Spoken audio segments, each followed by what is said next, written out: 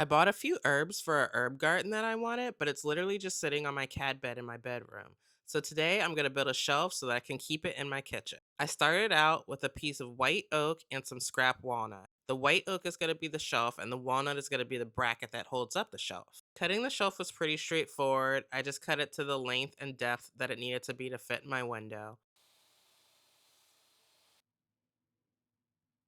Once my pieces were cut, I sanded everything down, countersunk the screw holes with a Forstner bit and then a regular drill bit, so the screws fit in pretty flush without sticking out.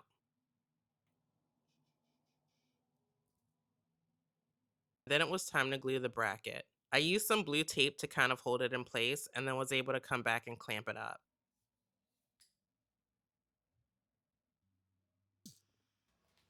Even though feed and wax isn't supposed to be a finish, I used it as one of my two finishes and had a quick visit from my partner.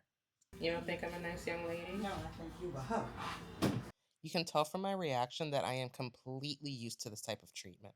Here you can see how the color really changes when I add the oil. I added the same finish to the shelf, let it soak in, and wiped off any excess with a lint-free towel. Then I used a homemade hard wax finish. I rubbed that in with a gray Scotch pad and then buffed it to a shine with the white Scotch Brite. This adds a nice natural looking shine to the wood without making it look or feel plasticky. Then it was time to install the shelf. I thought this right angle bit was the right tool for the job, but I ended up having to use the snake bit to get into that tight corner. Once everything was installed, my shelf looked amazing and I love the way my herbs look up there.